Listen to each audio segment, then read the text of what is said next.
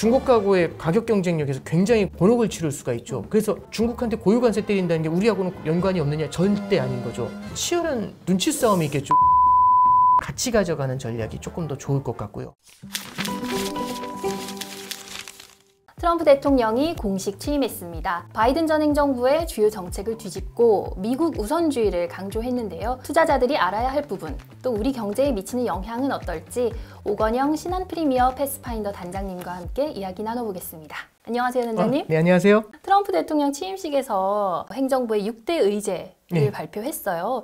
이게 정확하게 뭐 어떤 것들인가요? 첫 번째는요, 인플레이션을, 물가를 안정시키겠다는 얘기를 하는데, 제 생각에는 바이든 행정부가 무엇 때문에 실패를 했는지를 명확하게 인식을 하고 있는 것 같아요. 그리고 이번에 트럼프가 당선되도록 지원을 한 게 서민계층도 굉장히 많았지 않습니까? 맞아. 그래서 이제 고물가를 잡겠다라는 데 이제 첫 번째는 포커스를 맞춘 것 같고요. 두 번째는 감세를 통해 가지고 미국 경제를 더욱더 탄탄하게 이끌어가겠다. 이제 이런 얘기를 한 게 있습니다. 그 세 번째는요, 사실 트럼프 당선되고 이제 바이든의 인기가 떨어진 이유 중에 하나가 불법 이민이 되게 많았거든요. 맞아요. 그래서 이제 국경에 대한 통제를 강화하겠다라고 하는 게 안보하고도 연관이 되지만 불법 이민자들에 대한 얘기까지 같이 담고 있는 것 같아요. 이제 네 번째가 그 에너지 패권을 얘기를 했거든요. 그 에너지 패권의 핵심은 결국에는 드릴 베이비 드릴이라는 표현을 써요. 이게 트럼프 행정부가 쓰는 정책이 감세나 관세거든요. 감세를 하면은 재정 적자가 커질 수 있습니다. 네. 그리고 관세를 부과하면은 물가가 올라갈 수가 있어요. 그럼 이거 문제가 되지 않냐라고 하면 걱정하지 마세요. 저기 드릴 베이비 드릴입니다라고 합니다. 그러면 원유를 갖다가 엄청나게 공급하게 되겠죠. 그럼 유가가 안정이 되면은 물가가 잡힐 거잖아요. 관세로 상쇄가 좀 그렇죠. 되겠군요. 그리고 또 하나는 설비 투자가 늘어날 거지 않습니까? 왜냐하면 이 원유 시추가 설비 투자가 많이 들어가요. 철강도 그렇고. 그러면 이 공사를 할 때 일자리가 많이 생겨나게 되겠죠. 그리고 또 하나는 여기서 원유 시추를 하니까 거기서 생산이 부가세가 당연히 발생하게 될 거지 않습니까? 그럼 여기서 세수가 들어오게 되면은 말씀드렸던 것처럼 재정 적자도 어느 정도 메울 수 있고 물가도 안정시킬 수 있는 굉장히 좋은 옵션이 될 수가 있는 거죠. 그 다음에 힘을 통한 평화를 얘기를 하고 있습니다.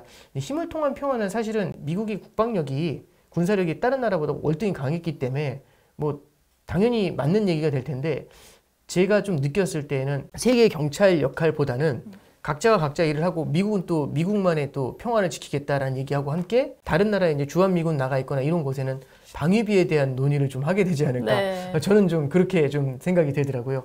그 다음에 이제 마지막으로는 미국 도시의 어떤 치안 이런 것들을 유지하겠다는 얘기를 하는데 전체적으로 서민들의 경제, 그러니까 물가라든지 성장이라든지 안보라든지 그 다음에 이민이라든지 이런 데를 갖다가 터치해주는 쪽에 아젠다를 좀 집중시킨 느낌? 예, 그런 걸 좀 받을 수 있었습니다. 엄청 역사적인 속도와 힘으로 행동하겠다. 정책 집행에 속도감을 굉장히 낼 것처럼 얘기를 하더라고요. 네, 뭐 중장기적인 전망까지는 저도 드릴 수는 없겠지만은 트럼프 취임 첫 해인 올해에는 국가들별로 굉장히 많은 눈치 보기를 하게 될 것 같아요.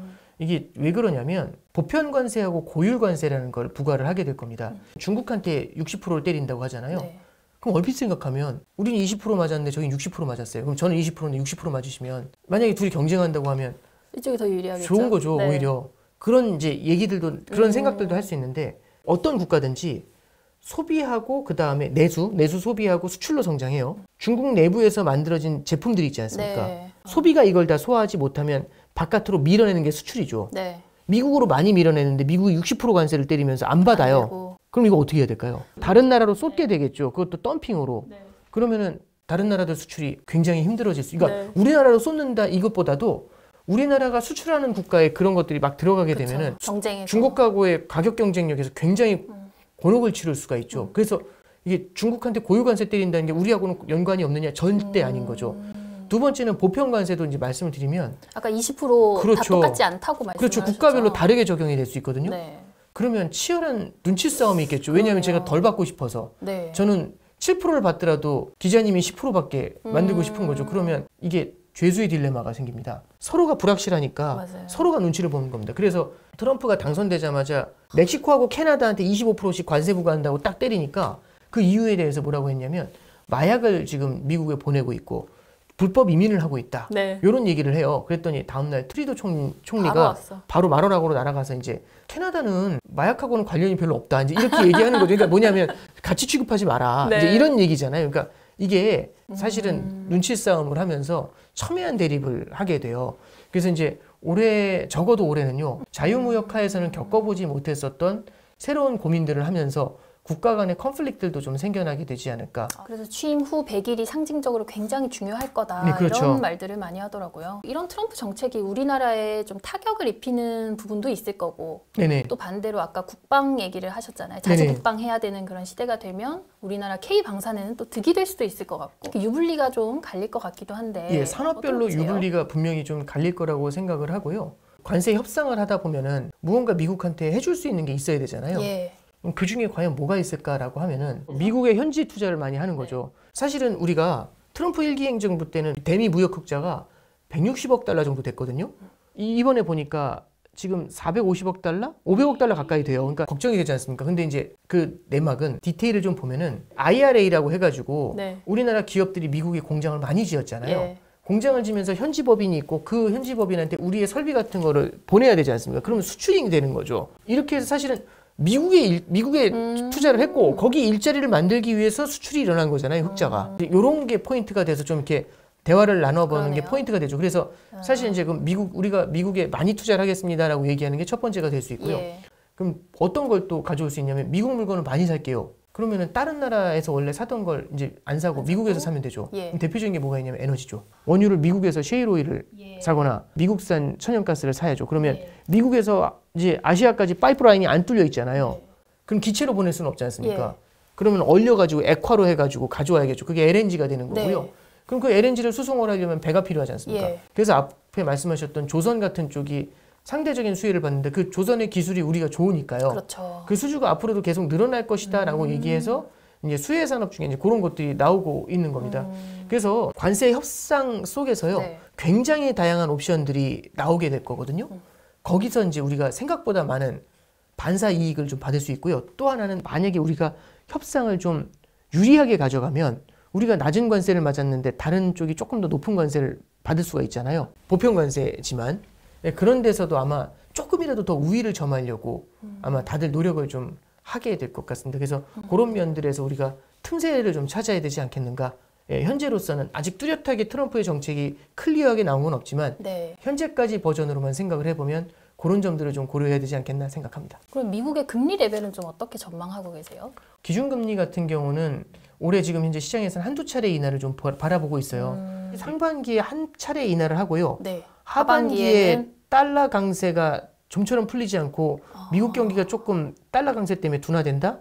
이러면은 추가 인하를 좀 고민할 것 같아요. 근데 이제 하나 말씀을 드리면 이런 금리에 대한 전망들은요. 네. 어디까지나 가정이 지금의 상황이 이어질 때라는 가정을 담아요. 강달러하고 고금리가 오잖아요. 미국 경제가 또 경기 침체 온다 이런 얘기가 또 나올 수 있어요. 그러면 금리에 대한 전망이요. 확 바뀌어갑니다. 그러다가 금리 인하 전망이 확 바뀌어갔다가 그걸 보면서 금리 인하 할 줄 알고 네. 미의 사람이 웃는 거죠. 미소 짓고. 좋아지겠네?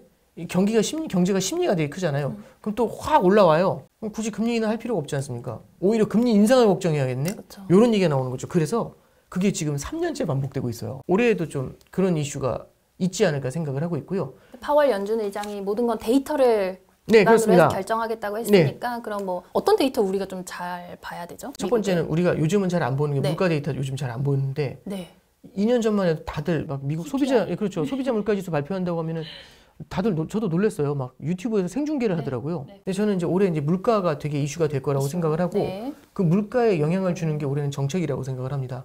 관세가 어떻게 부과되느냐, 그 관세에 대해서 상대 국가가 어떻게 보복 관세를 매기느냐, 거기에 맞춰서 달러는 어떻게 움직이느냐, 여기에 따라 가지고요 물가가 굉장히 크게 변동할 수 있습니다. 그래서 참 이럴 때가 어려운 것 같아요. 금리도 채권 시장도 그걸 알 수가 없잖아요. 네. 그러면은 한 소식에 누가 더 빨리 반응하냐의 문제가 돼요. 트레이딩 같은 거나 네. 이제 매니징 하는 사람들하고 이제 얘기하다 보면은 내가 전혀 이유를 모르겠는데 갑자기 확 올라가요. 금리라든지 주가가 확 네. 올라가요. 그러면 이유를 모르지 않습니까? 네네. 그럼 이제 마음속으로 내가 모르는 뭔가 있다. 그럼 따라가기도 하고 이제 이런 일들이 벌어지는 경우들이 있거든요. 변동성이 당분간 좀 크겠네요. 네, 그렇죠. 그래서 올해도 마찬가지로 이 정책에 대해서 우리가 고민을 좀 많이 해야 되는 그런 시기가 아닌가 싶습니다. 그러면 결국에는 한국은행도 고민이 좀 깊어질 것 같아요. 그렇죠. 한은이 바라보고 있는 시각은 원래는 이제 환율을 안정시키려면 미국하고 금리를 온라인을 맞춰가야 돼요. 그러니까 미국이 올리면 우리도 올리고 미국이 올리면 우리도 내리면 우리도 내리고 이렇게 해서 온라인을 맞춰야 환율이 안정적으로 고정이 될 거지 않습니까? 네. 달러 원 환율이. 근데 지금 뭐가 문제냐면 미국 경기는 너무 좋아서 탄탄한데 우리나라 소비 경기가 내수 경기가 되게 안 좋아요. 그럼 내수 경기가 악화일로지 않습니까? 그럼 내수를 부양해 주려면 금리를 낮춰줘야 돼요. 근데 미국은 금리를 높이고 있잖아요. 네. 그럼 이 둘 사이에서 고민하는 거죠. 그럼 환율을 안정시킬까 아니면은 내수 경기에 포커스를 둘까? 그래서 환율을 안정시키는 걸 대외 균형이라고 합니다. 네. 내수 경기에 포커스를 주는 걸 대내 균형이라고 하거든요. 작년도 10월 달, 11월 달에 두 차례 기준금리 인하는요. 대내 균형에 초점을 맞춘 거죠. 그래서 내수를 보면서 금리를 인하한 거고 그러다 보니까 시장이 이제 대내 균형에 초점을 맞췄네. 네. 그래서 이제 금리를 많이 인하하겠네라고 해서 1월 달에도 금리 인하를 기대를 했었어요. 근데 1월 달에 기준금리를 동결했거든요. 그러면서 이제 하는 총재 코멘트가 이번 금통위에서는 대외 균형에 초점을 맞췄다고 얘기하죠. 왜냐하면 환율의 불안이 너무 커질 때는 속도 조절을 해야죠. 예. 그래서 전체적인 무게의 중심은 대내 균형에 맞추겠지만 그래도 환율이 너무 빠르게 뛰거나 할 때는요. 대외 균형을 하나하나 견제하면서 네. 가는 그런 형태의 금통위 형태가 될 거라고 보고 있고요. 대내 균형에 초점을 맞춘다는 얘기는 미국의 통화 정책하고 관련 없이 우리나라 같은 경우는 기준금리 인하를 할 수 있다. 네. 그래서 연내 두세 차례 기준금리 인하 가능성이 높을 것 같다. 이렇게 설명을 좀 드려봅니다. 트럼프 2기에는 좀 투자자들이 어떤 자산 배분 전략 가져가면 좋아요? 참고로 1기 네. 때는요. 미국 주식도 많이 올랐지만 네. 1기 때 보면은 트럼프 들어오면 우리나라 주식 안 좋을 것 같았잖아요. 예. 트럼프 당선 초기에는요. 우리나라 주식이 별로 안 좋았다가 2017년에 엄청 좋았어요. 그때 2000포인트였던 게 2600까지 올랐거든요. 그러니까 한 해에만 30%가 넘게 올랐어요. 네. 이런 것들이 어떤 의미가 되는 거냐면 한쪽으로 쏠려 있던 것들이 여기가 너무 쏠렸다라는 생각이 드는 순간 다른 쪽에 가격 경쟁력 있는 쪽을 찾아보기 시작을 해요. 싼 곳. 그렇죠. 그래서 우리나라 주식에 대해 얘기할 때 다들 이제 저평가됐다. 저평가됐다 이 얘기를 제일 많이 하잖아요. 네. 근데 그런 것 이게 주식 시장도 그렇고 채권 시장도 그렇고 테마라는 게 존재하는데 저평가된 것들만 건드리는 경우들도 있어요. 그래서 의외에 우리가 이제 그런 걸 빈집털이라고 하거든요. 네. 포트폴리오 이걸 비워놨는데 여기가 올라가요. 네. 내가 많이 샀던 거는 떨어지고. 네. 그래서 저는 이제 올해 보시면은 우리나라 주식도 마찬가지고요. 그다음에 채권 같은 경우도 금리가 내려갈 거니까 장기채를 사야 돼. 네. 이 생각보다도요. 예. 단기와 장기를 같이 가져가는 전략이 조금 더 좋을 것 같고요. 그리고 이제 마지막으로 앞서도 말씀드렸던 것 중에 대체 자산이라고 해서 달러라든지 금과 같은 자산들 이런 것들을 좀 넓게 펼쳐가는 전략. 네. 이렇게 했었을 때는 다양한 변동성에 대비할 수 있는 각 국면에 강한 애들이 다 있는 거잖아요. 네. 그러면은 아무래도 이 어려운 시기를 갖다가 슬기롭게 극복하면서 나갈 수 있지 않겠나 그렇게 생각합니다. 그러니까 이제 예측 불허의 그렇죠. 대통령이고 네네. 그런 시대니까 좀 양쪽에 이렇게 나란히 그렇죠. 이렇게 네. 포지션을 두면서 가는 게 좀 슬기로울 수가 있겠네요. 네, 그렇습니다. 네. 단장님 그럼 오늘 마무리 말씀 짧게 부탁드립니다. 트럼프 당선 이후에 이 금융시장이 워낙 많이 변동되고 외환시장도 불안하다 보니까 질의도 많고요. 이렇게 이제 유튜브 출연에서도 드릴 말씀도 좀 여러 가지가 있었던 것 같습니다. 근데 이제 한 가지 말씀을 드리면 이미 우리가 트럼프 행정부 1기를 겪어봤었다라는 경험은요.